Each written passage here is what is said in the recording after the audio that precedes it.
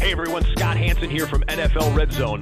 I hope you're checking out 1 hour of 5 Yard Rush, one of the best podcasts on NFL football in the UK.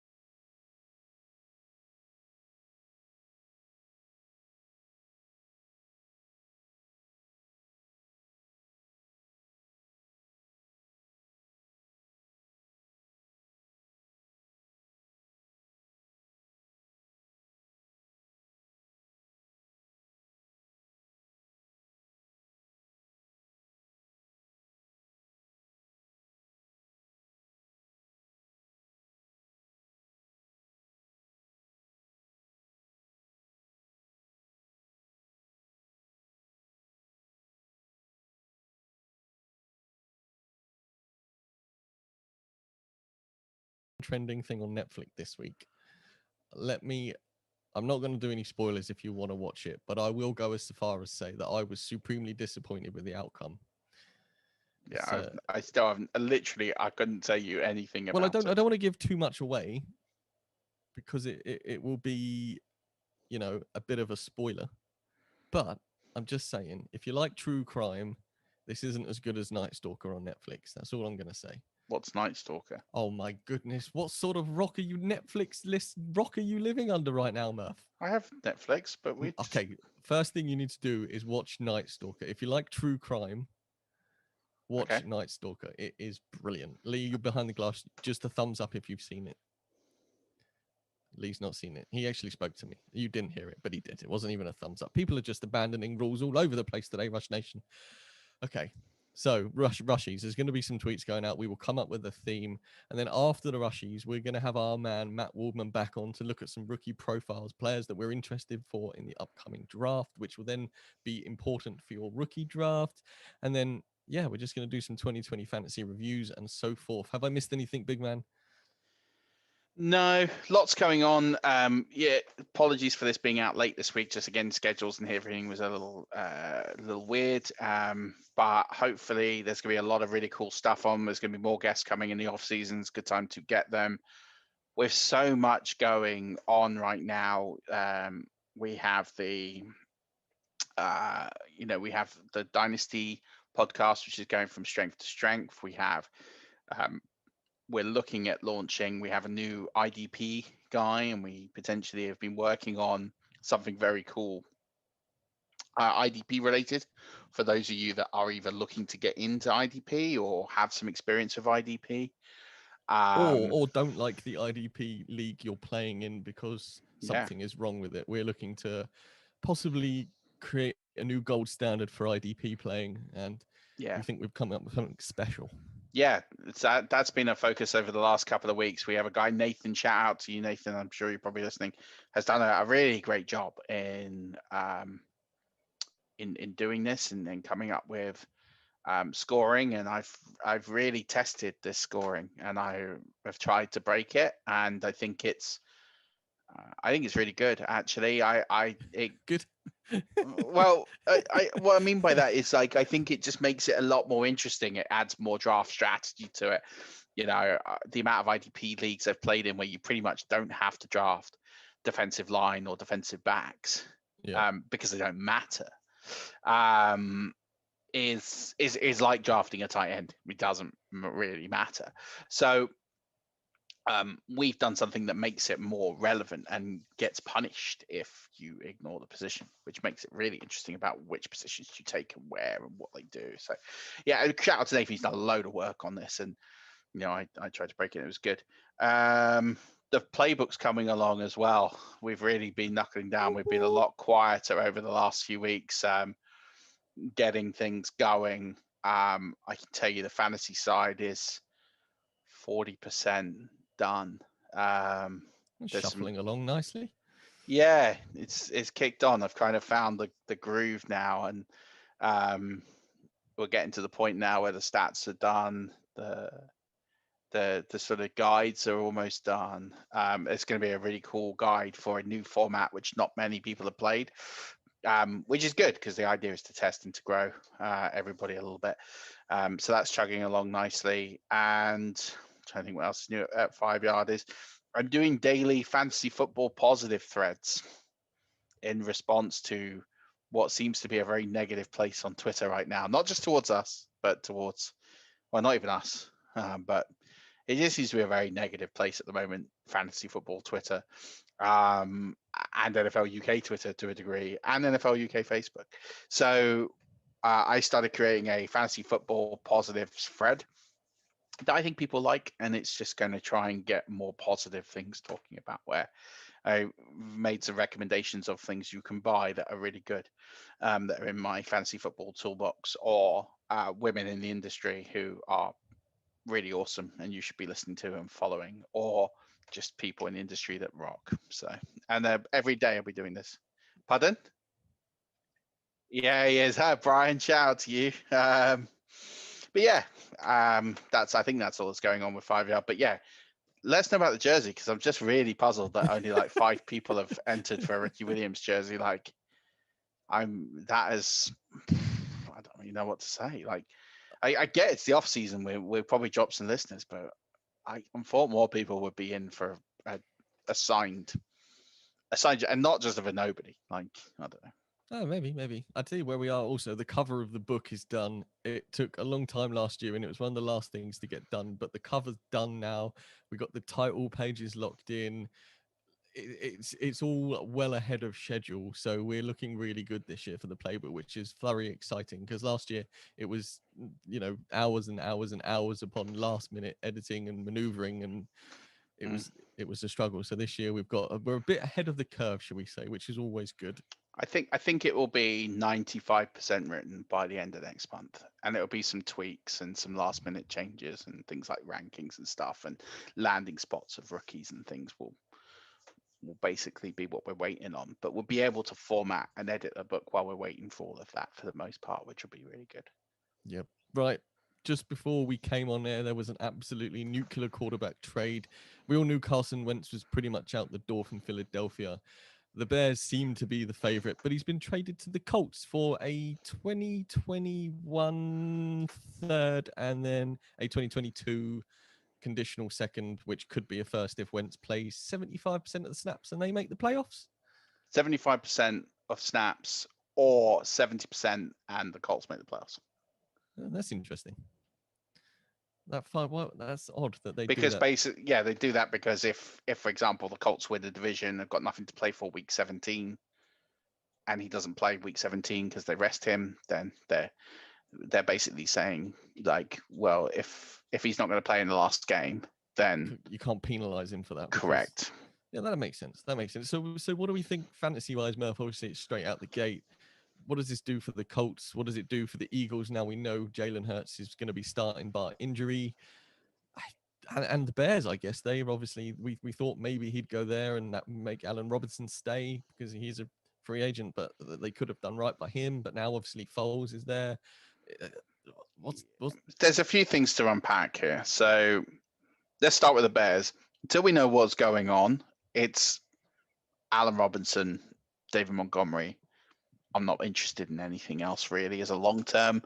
Mooney could be a stream play depending on who's at quarterback, but really it's Robinson unless he goes, Montgomery unless he goes.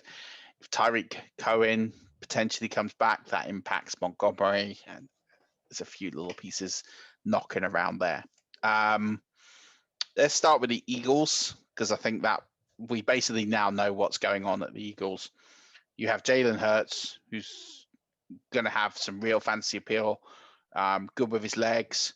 We're yet to really see what he does as a passer. Ultimately, he's got the ultimate vote of confidence from the team. Yep. But they do have a new coach. They have a new scheme. They still have a very weak wide receiver core. On paper, it looks great. So. Yeah. We expect them to sort of address that in the draft, though, right? Go and get themselves another top wide receiver. Well, they got one last year. The year before they drafted, JJ Arcega-Whiteside in the second round. People saying they need to draft receivers. They have spent 2 very high draft picks on receivers who have yet to do anything. Okay, jury's out on Rager because of injuries and all this malarkey. But at the end of the day, they spent a second round pick on JJ Arcega-Whiteside, and where's that kid? He's not doing anything. No. I don't know. And also, I'm not. I don't think Jalen Hurts is as good as passer as Carson Wentz, and Carson Wentz has a lot of faults and injuries and all that. But I don't think Jalen Hurts is as good a passer. So I think really this is until you know who the receivers there. I'm not overly investing in receivers in Philadelphia. The only player I'm taking on that offense at the price they're probably going at is Dallas Goedert. That's probably it. I still don't think Miles Sanders, he could be arrow up under a new coaching staff. It'd be interesting to see what breaks down if they bring someone else into that backfield, but Hurts is potentially going to hit him a little bit there. Rager, I think if he's going cheap enough, I'd probably buy him, but I'm not overly looking to invest too much there.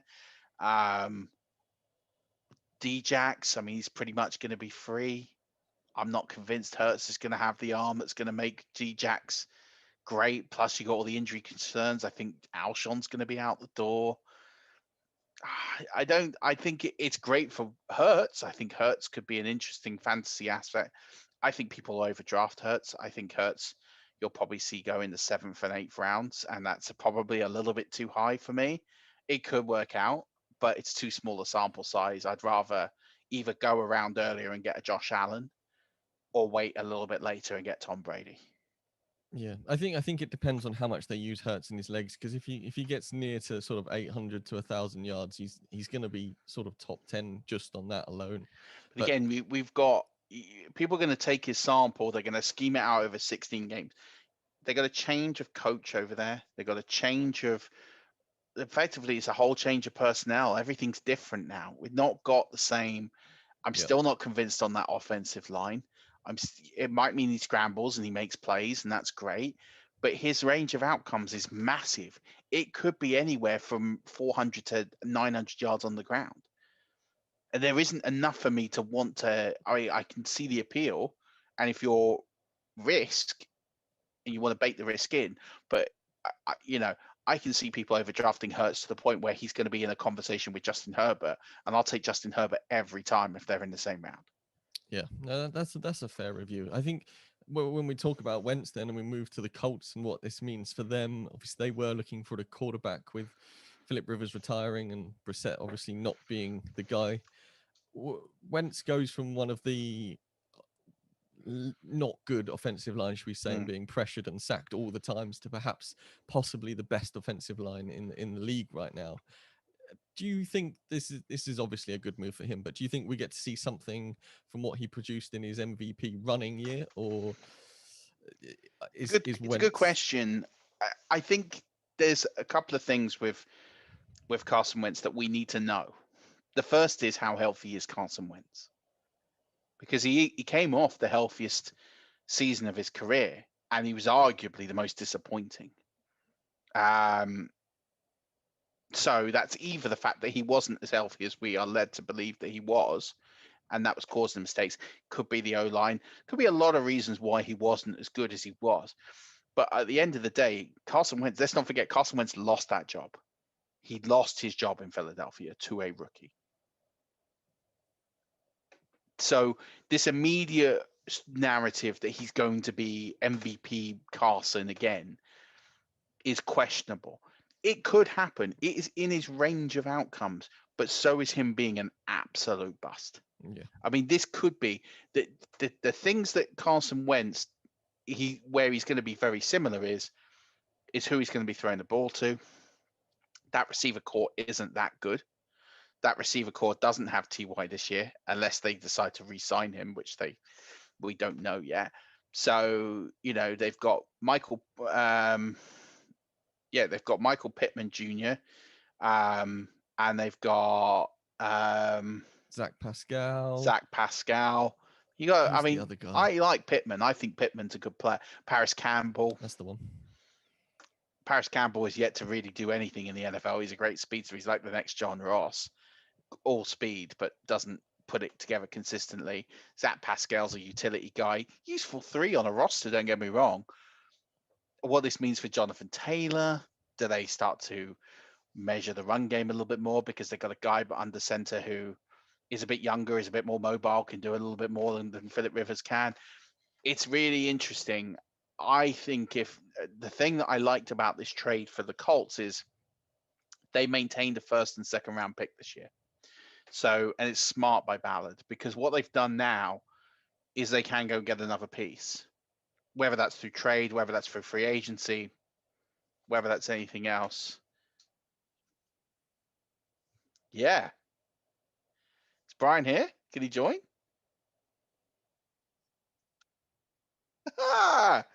Amazing. We're going to have our first ever guest. So First ever drop-in guest. Well, I this love is that. going to do wonders for me editing the audio later, Brian. Thank you very much. Brian Drake of the fantasy football. Yeah, but you don't get people like Brian Drake just dropping in every day. Like you got to make. I'm all about it. I love Brian. So we'll leave the Eagles for where they were, and we'll carry on with the Colts. Obviously, Zach Ertz. We'll talk about him with Brian in a second, but he's either cuttable or a free agent without a lot of cap space hit this year, I think. Well, the Eagles. So the one thing about this trade that is really interesting is the Eagles have just taken the biggest cap hit in history. 33.82 million dead money on their number on this year coming 2021. You have got Zach Ertz, who they could get rid of. I think there's a financial penalty on Zach Ertz as well. I'll tell you what, Murph. Let's bring Brian in to talk some Eagles because he's the guy for all of this. Let's bring Brian in.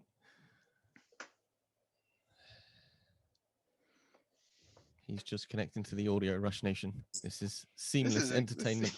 This is exciting. Never had a drop-in guest before. I know, it's like being on the radio. This is fantastic. Yeah. We'll come back from commercial break with Brian Drake. Here he is in the car. Brian, long time no speak. Melvin, Rush Nation, I had to get on and talk about my beloved Eagles. I'm driving here in upstate New York.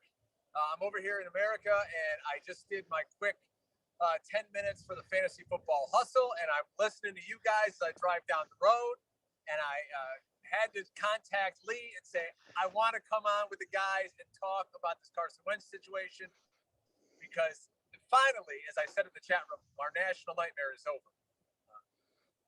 It's, there's a lot goes into it. I'm obviously a very big Eagles fan, besides all of the fantasy implications that go into it. So I can spin it 5 different ways. I like some of the thoughts you guys were saying, and especially what you said about, hey, can he regain that form that, in 2017 when he was an MVP candidate? And like you said, yes, it's in his range of outcomes, but he was also benched last season, as you so brilliantly said. So to me, it comes down to this. The Eagles spent so much capital to get him. You traded Sam Bradford. You let Nick Foles walk. You traded 5 draft picks to get Carson Wentz. You paid him $80 million of cash already. And now you're going to get a third and a conditional second that probably becomes a 1. How do you spin that to the fan base? And it's hard. In terms of fantasy, I like the landing spot for Wentz. I think he immediately becomes a low-end fantasy starter. That line is outstanding. Jonathan Taylor's a superstar. You guys were just mentioning the wide receivers. I think Pittman's great. Campbell's ascending. They've got 800 no-name tight ends. But, I want to shoot it up here with you guys. What do you think? Let's just hash it up here on Wentz and Hurts. So I think if I'm going to invest in a quarterback, I'm taking Hurts over the 2. My worry is I think Hurts is going to go. I've said this. I think he gets overdrafted. I think people look at that small sample in the Doug Pederson era at the end of the season with nothing on the line, nothing to play for, and they look at that and think, "Wow, imagine if he does that over 16 games." I think new coaching staff, new regime. We have to see what they do with the offensive line. I don't think he's as good a passer as Carson Wentz is, even though I know he got the job and he threw some pretty deep balls towards the end of the season. I think he's still going to need to acclimatize. This is effectively his rookie year coming in for Hurts. But I do like the fact that he's going to bring a very stable fantasy floor.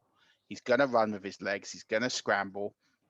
You're not going to get that many bust games out of Jalen Hurts. I don't know how many superstar, like 20+ point games you're going to get. I don't think it's as many as people think.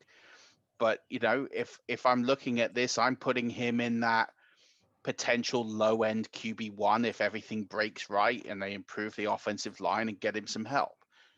Carson Wentz, I'm with you. I would hedge on Carson Wentz. I think he's someone that I would be, if a load of quarterbacks are going off the board, as backups, he would be one I would snag as a backup because his range of outcomes is either great or if not, he's cuttable. I'm not going to be drafting him to start on my fantasy teams, but I would stash him. He is someone that has got mid-range QB1 numbers in him. If it all breaks right for him, and he couldn't have landed in a better spot for him. If he regains the confidence, he's healthy, and he shows some of that 2017 form, a top 8 QB finish isn't outside of his range of outcomes, but it's unlikely. So I wouldn't be drafting him there. I'd be drafting him probably right now. It'd be between him and Baker Mayfield for me. That's kind of where I have him. I have him in, I'd be drafting Kirk Cousins over him. I'd be drafting Hurts over him. I'd be drafting, and we don't know, so many more QB situations are yet to pan out. So if I kind of have Baker around 16 at the moment, and that's kind of where I would have Wentz right now, because we've all been burned with Wentz before. And I still think he needs a decent slot receiver, and I still think he needs probably a big, one of the things that Colts don't have is a big go up and get him guy. You know, Ty was a bit like that, but he was a declining asset. But they don't have a guy with a big catch radius, and Carson Wentz has proved he's not the most accurate quarterback at the moment. So I think Pittman's going to be that guy, and Paris Campbell, if he can stay healthy, which he hasn't proven to do in 2 years, could really be a breakout player in the slot. He could be dynamic. We saw what Wentz did with a player like Zach Ertz coming out of the slot. Really, Zach Ertz is a glorified slot receiver for most of his career. Greg Ward down the stretch the past few seasons. So I think those guys are great. If I can go get Paris Campbell right now in a dynasty league, the owner of him probably is just desperate to get anything out of the pick because he hasn't done anything for you for 2 years. Here's a situation. What if you drafted both Wentz and Hurts to your team next year? And you said, hey, let's see what happens. It's Hurts with that upside. In those 4 games he started, I believe his first game he ran for over 100 yards. He had multiple games over 60 yards. And then the final game where he was benched, that game was a joke. He only ran for around 40. But to me, he's very Tyrod Taylor-esque. And if you remember, everyone was so in love with Tyrod Taylor a few years ago because, he runs and he's going to throw, blah, blah, blah, blah. I mean, Tyrod Taylor, if I'm playing this out, is probably going to be the backup quarterback in Philadelphia. This offense is going to look exactly like what we saw with Tyrod in San Diego. Shane Steichen as the new offensive coordinator. That's kind of what we're looking at. I think you're going to get a great floor from Jalen Hurts. If he throws a touchdown pass every week, you're going to get a guaranteed 60 yards rushing. So it's like you're getting a free 2 touchdowns every week. But do you think, here's the thing, we're not quite sure what we're getting in the coaching staff. You know better than me. You're closer to the team than I am, as they're your team. Are you not worried that with so many personnel changes, both from the coaching side and potentially what we're going to be seeing on the offensive side, you've got, we don't know if there's going to be additional running backs coming in. We think Zach Ertz is probably not going to be on this team in 2021. Could change. We don't know. We've got really no alpha receiver. I know Jalen Reagor was drafted to be that, and I know he's had some injuries. Are we not slightly concerned that, I see the point where his floor is, and I agree with you, I think his floor is pretty high, but his ceiling is going to be quite difficult to obtain if they don't get, I think they need a veteran wide receiver, but I don't know how they do it with all the cap they've lost and given up on this trade. Yeah, with the 6th overall pick, if they stay at 6 and don't select a quarterback, which I can't imagine they do at this point, with all the money they have tied up, in Wentz this year, and you spent a high 2 on Jalen Hurts, you could get Jamar Chase, you could get Devonta Smith, you could even trade down, accumulate more picks. That now this Wentz trade, maybe it looks a little better because you remember the Eagles tanked to get that 6th pick. If they would have beaten Washington, they would have had the 9th pick. They very easily could have won that game. They probably should have won the game. Yeah. So now teams are going to want to get to that 6th pick to get Trey Lance, to possibly get Justin Fields. Let's say the Eagles move down a hair. You still get Jalen Waddle, your ex-receiver, take the top off the defense. And now you can fill in some parts around it. That offensive line is still top-notch when healthy. You're going to get Brooks back. You still have Kelsey. You've got multiple guys to come in and play tackle in Dillard and Mailata and Lane Johnson. So the line, if healthy, is going to be good for Miles Sanders. And, are they going to ride him more? Why not? Why don't we put the ball in his belly? Goddard is going to be a tight end 1. And they don't have any money to, frankly, go out and get anybody else. Could they get a Zach Pascal, who's, I believe, a free agent and knows that system? Sure. But that's the kind of guy they're going to get. They don't have any money to go get Allen Robinson or whatnot. They're in cap hell for the next 2 years. I tell you who will be, who I am automatically thinking now becomes in play as a free agent wide receiver that I think could really work with what they're trying to do in Philadelphia with these flexibility and speed across a number of positions, is someone like Curtis Samuel going up there. I think he could be a really useful piece. And then all of a sudden you start adding someone like that with screens, with gadget plays. All of a sudden I start to see a path to where Hurts could become more valuable than he is. I mean, it wouldn't shock me that Hurts could finish as a mid-range QB1. Wouldn't shock me. I don't think right now that's where I could put him, but I can see an easier path to Hurts getting to there because of his floor than Wentz. But I think they do need to get, Philadelphia need to not just get another rookie. They probably need to get a guy who's going to make some plays. I think, isn't Curtis Samuel really just Jalen Reagor? Like, that's what he's supposed to be, sort of. So, I mean, if we can get an X, get a legit X receiver, a big, like you said, a big catch radius guy, and then you can put Reagor into the slot, and he can become the dynamic guy that he needs to, and he can not have press coverage, throw him some screens in the slot and whatnot. It's going to be a transformation there. You still do have a guy like Travis Fulgham. God only knows what you're going to get out of him. Alshon will be gone. Deshaun Jackson will be gone. You got Hightower there. Another guy you could probably get super cheap in a dynasty league. But there's going to be some retooling on the outside for the Philadelphia Eagles for sure. Yeah. Well, I've got a question for you because we were just about to talk about Zach Ertz, and I think it's good to talk about him now. It's obviously unlikely he's going to remain on this team. Is it likely that he's going to be traded, or is this another $5 million cap casualty for the Eagles? I think ideally they want to trade him. If you can move him for, I mean, what can you get for Zach Ertz? A 4th round pick? 4th, 5th? Yeah, I mean that's best case scenario. Maybe see Seattle gives you a 4th round pick, and you can move him up there. That's where he's going to want to go, is to a contending team. And let's say he does go to Seattle. That's where I think he could be of use because he doesn't need to be the priority. In Philadelphia, he was the priority receiver. Up there, you've got DK, you've got Lockett.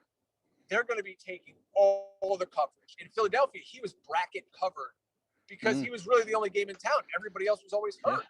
Now he's, you get nothing run after the catch, but he's possible, 50, 60 catch guy for a Russell Wilson type. Where else do we think he could be a good fit? Just looking around the league. New Orleans probably need a New Orleans one. Arizona? If Jared Cook's not going to come back, Arizona need a tight end. Indianapolis don't need a tight end, but what's to say he doesn't go and join Wentz? For sure. I thought they would be a move there where they would try to package both of them together. And he still could go there. But I love Arizona as a fit, with Hopkins on the outside. Now, he controls the middle of the field. They've got a plethora of other receivers out there. That'd be a nice landing spot, too. I think there's a few, isn't there? There's absolutely a few places for Zach Ertz. I just don't know if anyone's going to pay up for him. Do you think that the Eagles, I mean, they're going to have to pay a lot of this dead cap if he goes through trade anyway. So the difference between cutting him and trading him is minimal. I think it's like 1.9 million. It's not a big saving to trade him versus just cutting him. I mean, is there a point? I mean, they're not going to just take a 7th for him. They're going to want something or let him go. So it'd be interesting to see if anyone does give him up. And we see that all the time in the NFL where people say they dangle someone, oh, this guy's for sale. And, everybody knows that you can get him.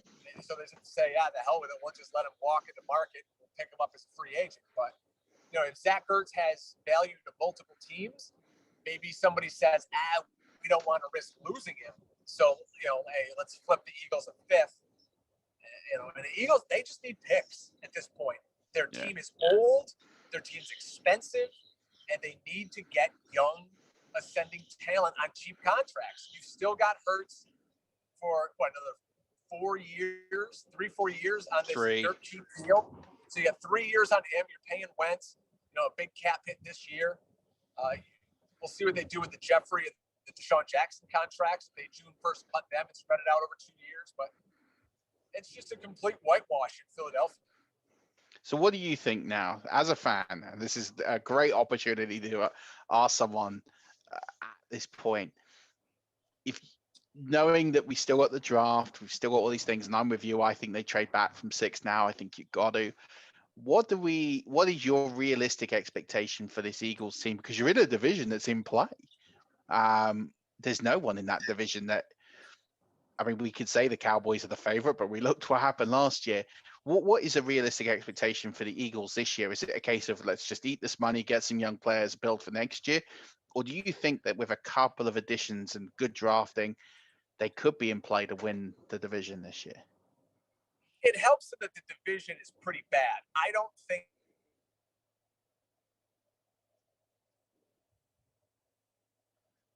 Brian's hit a dead spot in the car.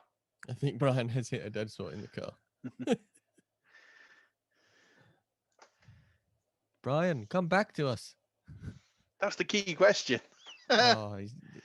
Brian Drake, ladies and gentlemen, has dropped an so absolute... happy. Oh, he's here. Here we go. He's back. I'm still here. If I can see you. We got you now. Okay, yeah, you're back. So yeah, we didn't get any of the response. Doesn't feel like we're going to either, no. Oh, there we go. Yay! We're back. So I'm sorry, guys. Like I said, with expectations for Philadelphia, they still have a lot of talent. They have no linebackers. Their secondary outside of Darius Slay is pretty bad. So what they need to do there, like you said, if you can trade back, you need another receiver, you need a corner, you need some linebackers, you got to get younger at the offensive line. But let's say the offensive line stays healthy, like they did in 2017, outside of at the end when Peters got hurt. You can run the ball and score with this offense. If you can get another receiver, you got a good tight end, you got a great running back, you got Rieger. So there's weapons there. I mean, this is an 8-8 football team, I think, let's be honest. And then you're just trying to get young and build towards the future, see what you have in Hurts. And if Hurts is bad, then, we're on for, as Bill Belichick would say, hey, we're on to Cincinnati. We're looking at another pick and we'll find somebody else. Yeah. There's so many but good. This is Jalen Hurts year, I believe.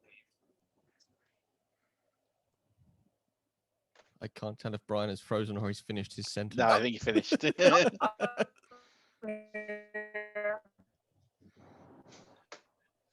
Oh, Brian. I know. I'm driving out in the country here in upstate New York for my job, but we lose it a little bit.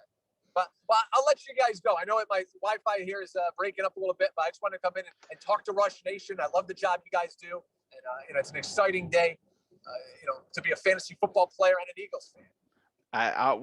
Honestly, this is the best present for us, is to have you back on, and we've been talking about getting you and Dwayne on, so we'll get you on together. We'll get you all on, and we'll do a proper show. But we appreciate you dropping in and making sure that everyone on Rush Nation is listening to the FF Hustle. Have you got anything teed up for this week?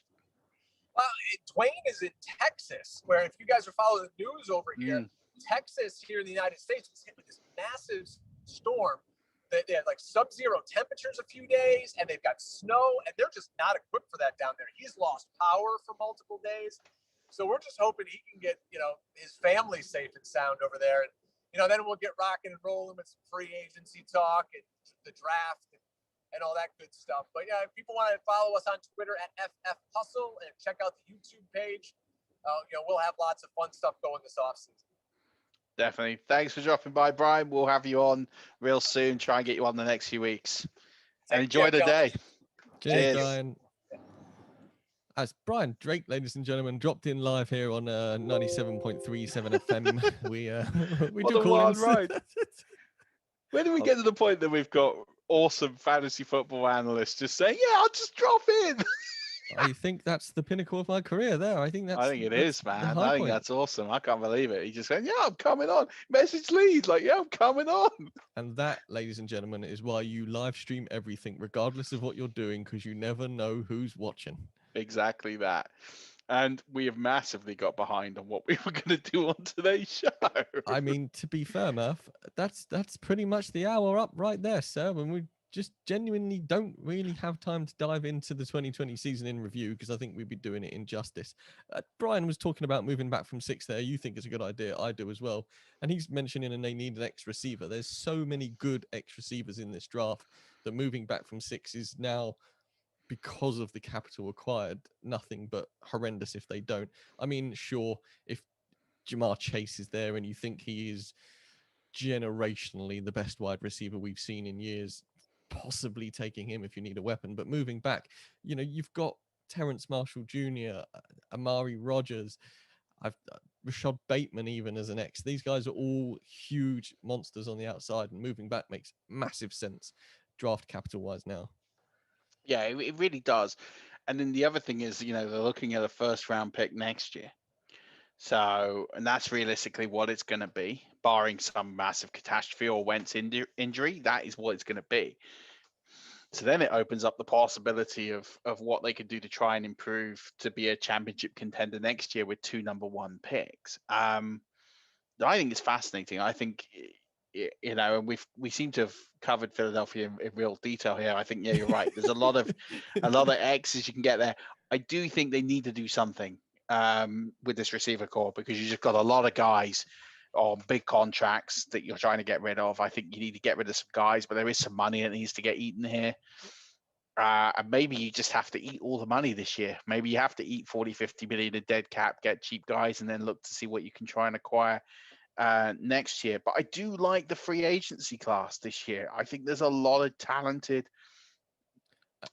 free agents out there. They could, and I know what Brian's saying about the money, and he completely makes sense. There's a lot of guys out there who are going to want paying some proper money, but there is some. You say that, and I'm sorry to jump in, Murph, but this is also the year where the salary cap is going to go down a little bit, and there is plenty of guys on the free agency list who are going to want to play football this year for a shorter, less money deal, to then next year when the cap goes up to really make some money. So there could be players of real good quality that take a real big pay cut in order to play some football. Well, you say that. There was some news breaking today that the salary cap floor, now they haven't worked out what the final number is going to be, but the floor is going to be somewhere between 175 and 180 million, which isn't a huge drop. It's nowhere near the projected drop that was likely to be. I mean, that works out to be a cap hit of about 16 to 20 million on this year's number.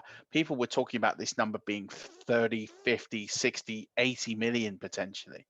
So the fact that it's actually a lot less, when people think about the rollover cap from this year that they'll get to add, it's not going to damage teams too badly that have managed their cap right.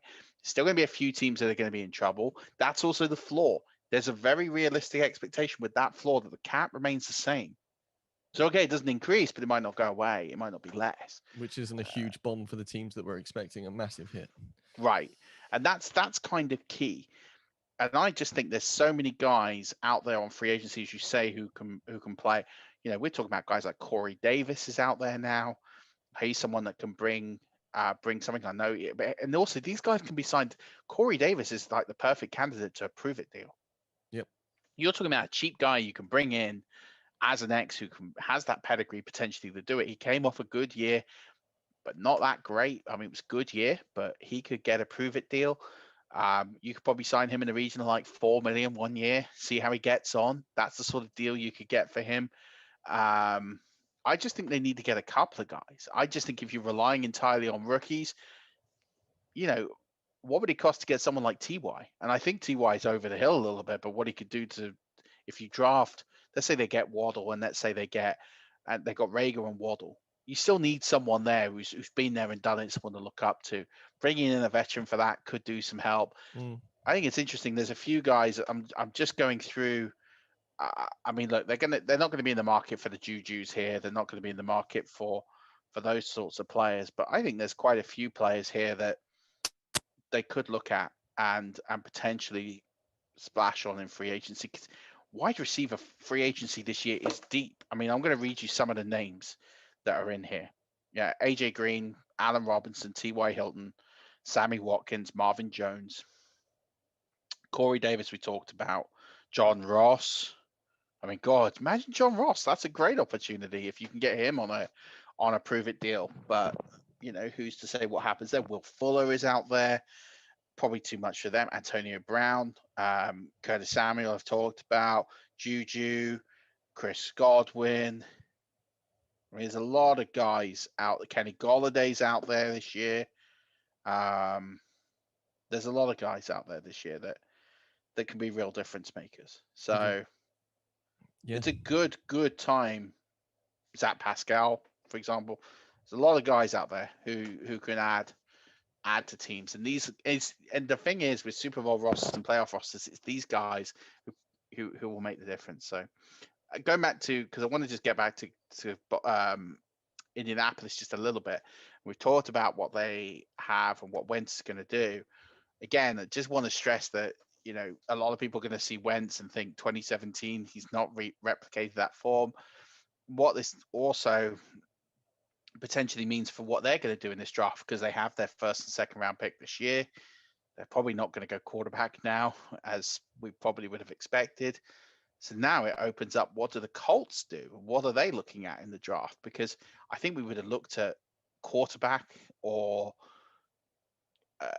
now I'm looking at it, they could be in the market for wide receiver. I think that's more probably their second round pick. They'd go wide receiver, potentially. I like what Drake said about Campbell. I do worry about his durability issues. I mean, the guy had 4 injuries in his rookie year. I mean, he has 4 injuries in their rookie year. 4 separate injuries. Not just 4 injuries, 4 different injuries to different parts of his body. That's a concern for me. So now I'm interested, where do the Colts go in the draft in the first round? Because I can't help but think it's probably going to be a defensive pick now. Yeah, it would make sense, I suppose. I don't know what their biggest needs are right now, Indianapolis, without having a real look. But yeah, real interesting situation. Not great for fantasy if you don't play IDP and they go defensive in the first round. But hey, no. So it's going to be interesting what happens now for both teams. As Brian said, I think it's going to be hard to sell fans. I mean, you're talking about the Eagles won the Super Bowl 3 years ago. Not that long ago, really. No. And to see where they are now, different coach, different quarterback, different world, baby. Pandemic does that to a lot of things. So yeah, it's gonna be interesting. And then I just think it's fascinating. But when there's still so many trades to be done now.